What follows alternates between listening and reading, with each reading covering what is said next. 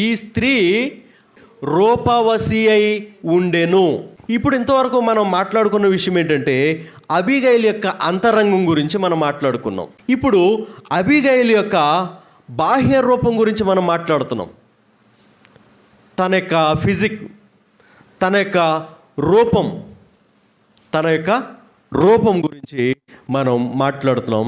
ఎలా ఉందంటే అబీగైలు రూపవశి అయి ఉండెను. She is very beautiful woman. ఎవరంటండా? ఈమె చాలా అందమైన స్త్రీ. బాహ్యమునకు దేవుడిచ్చిన అందం. ఏదండి ఇది? దేవుడిచ్చిన అందం. చూడండి, రూపవంతురాలు ఈమె చక్కని రూపవంతురాలు. వాక్యాన్ని మనం గమనించినట్లయితే సమూయేలు మొదటి గ్రంథం 16:18 ప్రకారం దావీదు కూడా అందగాడు. దావీదు తర్వాత ఎస్తేరు గ్రంథం 2:7 ప్రకారం అందమైన రూపమును సుందరమైన ముఖము గలది ఎస్తేరు. కొన్ని వచనాలు నేను చదువుతున్నాను. తర్వాత ప్రియమైన వర్లరా, సామెతల గ్రంథం 5:18-19 వచనాల ప్రకారం యవన కాలంలో ఉన్న భార్య అందమైన దుప్పంటండి, అందమైన దుప్పి అని వాక్యము తెలియచేస్తూ ఉంది. చూడండి, ఇంత జ్ఞానము కలిగిన ఈ స్త్రీ తన యొక్క గుణాత్మకంగా సౌందర్యం కలిగి ఉండటం మాత్రమే కాదు, బాహ్యంగా ఫిజికల్గా కూడా ఈమె ఒక అందంగా ఉన్న స్త్రీ, రూపవంతురాలు. అయితే తనకున్న జ్ఞానమును బట్టి, తనకున్న అందమును బట్టి ఎక్కడ కూడా అతిశయించలేదు. వాక్యం ఏం తెలియజేస్తూ ఉంది? మన అతిశయమైతే ప్రభువునందు అతిశయించేవాడు ప్రభువునందు అతిశయింపవలెను. కొందరు రథములను బట్టి, కొందరు గుర్రములను బట్టి అతిశయిస్తున్నారు. మనమైతే మన దేవుడైన యెహోవా నామమును బట్టి అతిశయించెదము.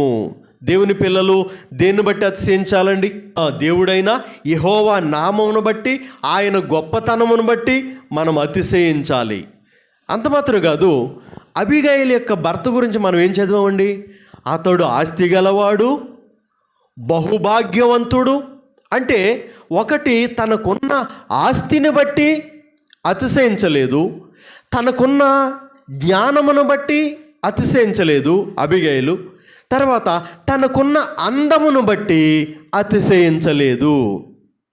తనకున్న అందమును బట్టి ఏం చేయలేదండి? అతిశయించలేదు.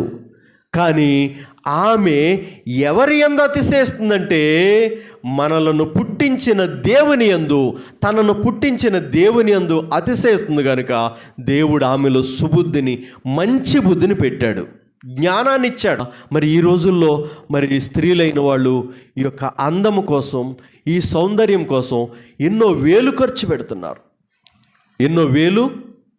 పెడుతున్నారు. గతంలో ఒకసారి చెప్పాను నేను, ఒక ఆంటీ గారికి 3 కొడుకులంటే పెద్ద కొడుకు యొక్క వివాహంలో అందంగా కనిపించాలని విదేశాల్లో నుంచి తెచ్చిన కాస్మెటిక్స్ అన్నీ కూడా వాడిందంట.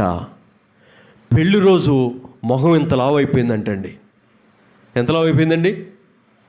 అసలు ఆ పెళ్లి రోజు నేను అందరిలో అందంగా కనబడాలని 3 కుమారుల యొక్క తల్లి విదేశాల నుంచి తెచ్చిన ఈ సోప్స్, ఈ పేస్ట్స్ ఇవన్నీ మొత్తం కూడా ముఖానికి రుద్దేస్తే చివరికి ప్రియమైన వాళ్ళరా ఇంత లావు అయిపోయి ఉబ్బిపోయిందంటండి. చూసారా, అందం కోసం ప్రాకులాడితే ఏమైపోయిందో. చరిత్రలో ఎంతోమంది వాళ్ళ అందాన్ని చూసుకొని వారు మురిచిపోయారు.